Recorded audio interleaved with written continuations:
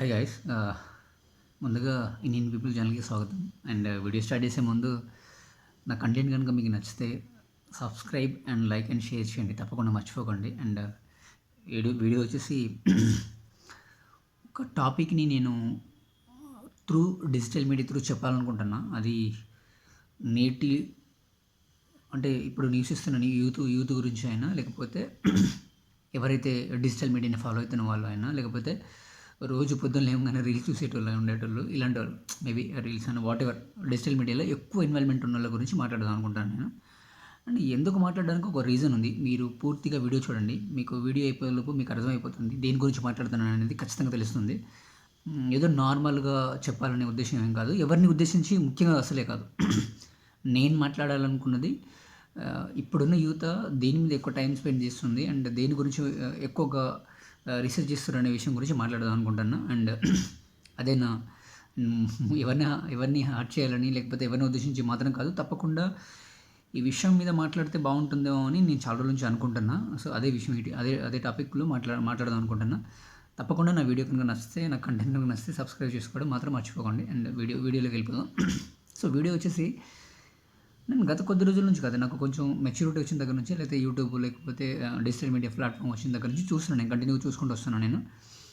So school కానీ college కానీ ఆ ఎంటర్ అయిన స్టేజ్లో కానీ కొంచెం మనం కామెడీ ఎంటర్టైన్మెంట్కి లేకపోతే కొంచెం రీల్స్ ఇలాంటి వాటికి కొంచెం దగ్గరలో ఉంటాం మనం. అప్పుడు ఆ ఏజ్ ప్రభావం వల్ల చిన్న వయసు కాబట్టి మనకు తెలియదు, లేకపోతే ఎంజాయ్మెంట్ కోరుకుంటాం కాబట్టి ఇట్స్ ఓకే ఆ ఏజ్లో. కానీ రాను రాను యూత్ ఎలా అయిపోతుందంటే, ఇప్పుడు ఏదైతే బిగ్ బాస్ రివ్యూస్ చేస్తున్నారో చాలామంది ఉన్నారు. బిగ్ బాస్ రివ్యూస్ మహేందర్ గారు కానీ, లేకపోతే మహేందర్ అయినా ఉండొచ్చు, లేకపోతే అది అయినా ఉండొచ్చు, లేకపోతే ఇలా చాలామంది ఉన్నారు బిగ్ బాస్ రివ్యూ చేసేటోళ్ళు పర్టికులర్గా ఈ ప్లాట్ఫామ్లో ఉండేటోళ్ళు, లేకపోతే అండ్ మూవీస్ రివ్యూస్ చేసేటోళ్ళు ఇంకా చాలామంది ఉన్నారు.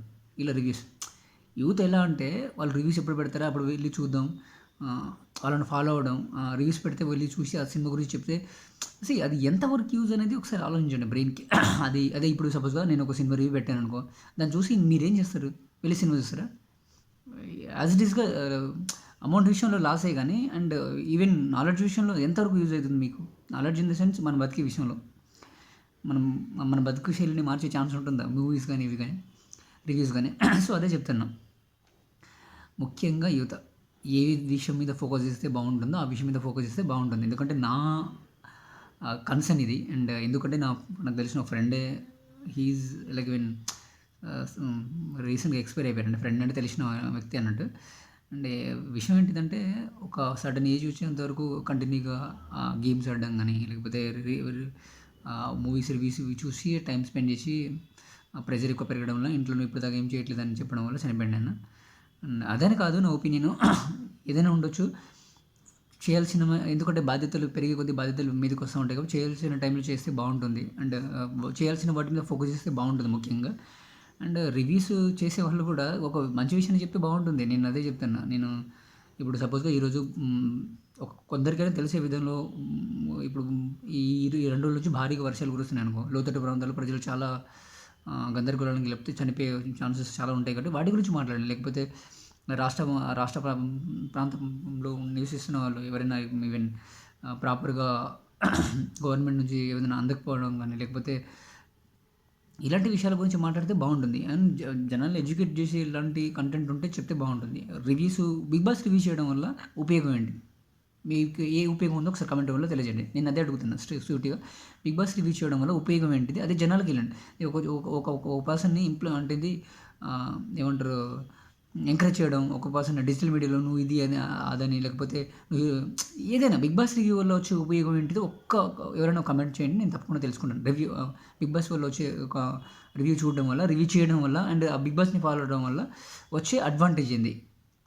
నేను అడుగుతున్నా, ఈ వీడియో త్రూ మిమ్మల్ని అడుగుతున్నా, అడ్వాంటేజ్ ఏంటిదో ఒకసారి తప్పకుండా కమెంట్ వల్ల తెలియజేయండి. నేను కూడా తెలుసుకుంటాను, ఎందుకంటే అంతలా ఎందుకు ఫాలో అవుతారనే విషయం తెలుసుకుంటాను నేను. అండ్ మూవీస్ రివ్యూస్ అయినా ఉండొచ్చు, వాటర్. సో చూడొచ్చు, నేను తప్పని కాదులేండి, కానీ చేయాల్సిన దాని మీద ఫోకస్ చేస్తే బాగుంటుంది. నా ఒపీనియన్ ఇదే. సో ఇదే అండి. కొంచెం ఇప్పుడున్న యూత్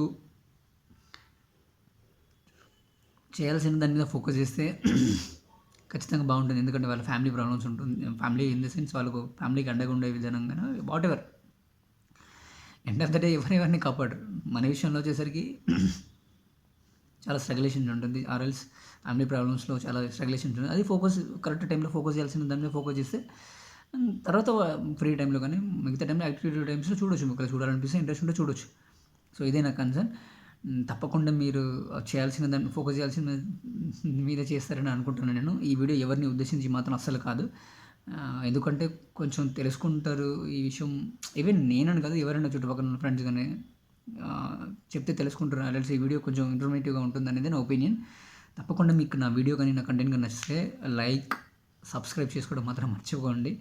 మీ ఎంకరేజ్ ఉంటే నేను మరెన్నో మంచి మంచి విషయాలు చెప్పడానికి ట్రై చేస్తాను నేను. అండ్ మరెన్నో మంచి మంచి విషయాలు ఇన్ ద సెన్స్ ఒక మంచి విషయాన్ని చెప్తాను నేను తప్పకుండా. ఏది యూజ్లెస్ కంటెంట్ లాంటివి కాకుండా ఒక మంచి విషయాన్ని చెప్పడానికి ట్రై చేస్తాను. మీ సపోర్ట్ ఉంటే నేను మరో మంచి వీడియోస్ చేయడానికి ఉత్సాహంగా ఉంటుంది. థ్యాంక్ యూ సో మచ్ అండి. జై హింద్.